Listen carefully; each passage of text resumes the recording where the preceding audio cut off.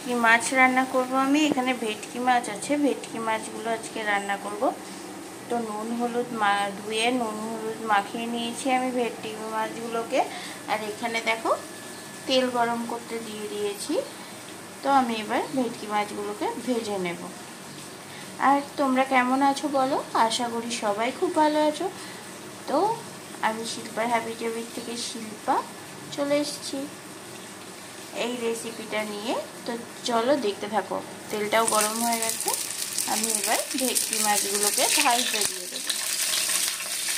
তো ভেটকি মাছগুলোকে আমি একটু চাপা দিয়ে ভাজছি, তার কারণ এগুলো খুব ছিট করছে, কেননা বরফ হয়েছিল তার জন্য। আর এটা আমি সর্ষে পোস্ত দিয়ে করব। তো সর্ষে পোস্তটা বেটে নিই এবার আমি। তো ভেটকি মাছটা বেশি ভাজে না, আমি উল্টে পাল্টে দিয়েছি। তো দেখো একটু উল্টে দিয়েছি, তো এটা এখন হতে থাক।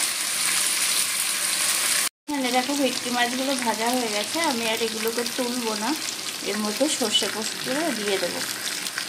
সর্ষে পোস্ত আর কাঁচা লঙ্কা বাটা আছে, তো এটাকে দিয়ে দিলাম। এবার এটার মধ্যে এইটা ধুয়েই আমি এর মধ্যে একটু জলও অ্যাড করে দেবো।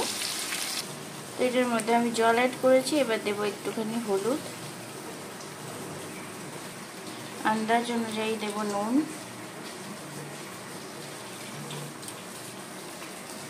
তো এটাকে এবার আমি একটু নাড়াচাড়া করে দেবো হালকা হাতে। এই মাছটার উপরে এই হলুদটা পড়েছে, তো এটাকে উল্টে দিলেই হয়ে যাবে। আর এটার মধ্যে আমি আর একটা জিনিস দেব। এখানে আমি একটা গন্ধরাজ লেবু নিয়ে নিয়েছি, দেখো। তো এই গন্ধরাজ লেবুর উপরের খোসাটা, উপরের যে সবুজ অংশটা আছে, এটা একটু গ্রেট করে এটার মধ্যে দিয়ে দেব, এটাতে টেস্ট আরও ভালো হয়। তার আগে আমি এটার মধ্যে দিয়ে দেব 4টে চেরা কাঁচা লঙ্কা। এটাতে কাঁচা লঙ্কার ফ্লেভারটাও খুব ভালো যায়, তার জন্য এটার মধ্যে কাঁচা লঙ্কা দিয়ে দিলাম।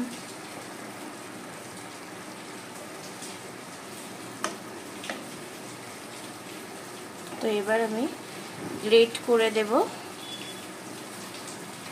খোসাটা। আর আমি এটা তোমাদের দেখাতে পারবো না, তার কারণ ক্যামেরাটা তো আমি এক হাতে ধরে আছি, আর এক হাতে আমি এগুলোকে উল্টে পাল্টে দিচ্ছি। তো ওপর থেকে গ্রেট করে দিয়ে তারপরে তোমাদের দেখাচ্ছি। আর গ্রেট করতে হলে তো আমার 2 হাত লাগবে, তো সেই জন্য তোমাদের দেখিয়ে দিতে পারছি না, কারণ আমি একাই ক্যামেরাটা করছি, একাই রান্নাটা করছি। তো গ্রেট করে দিয়ে ফিরে আসছি।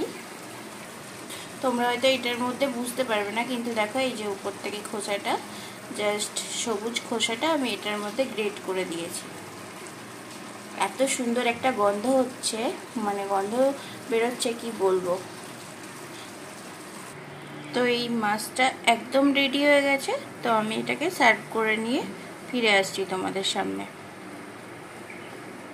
তো দেখো এটা দেখতে কত সুন্দর হয়েছে, খেতেও কিন্তু অনেক টেস্টি হয়েছে। আর এটার মধ্যে একটু অবশ্যই মিষ্টি দিতে হবে, আমি একটুখানি চিনিও দিয়ে দিয়েছি।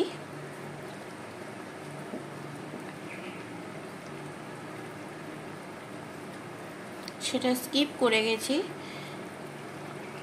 তো ভেটকি মাছের রেসিপি এইভাবে কারা কারা খেয়েছো জানিও, সবাই খেয়েছো জানি, আর আমি আমার মতন তোমাদের একটু শেয়ার করলাম। তো ভিডিওটা যদি কিছু অংশ তোমাদের ভালো লাগে তাহলে প্লিজ সবাই লাইক দিয়ে দেখো, আর একটু বন্ধুদের সঙ্গে শেয়ারও করে দিও। তো চলো এটাকে সার্ভিং প্লেটে নিয়ে তোমাদেরকে দেখাচ্ছি আমি। তো এই দেখো বন্ধুরা, একদম রেডি এই মাছটা, ভেটকি মাছ সর্ষে পোস্ত দিয়ে। তো তোমরা অবশ্যই ট্রাই করো।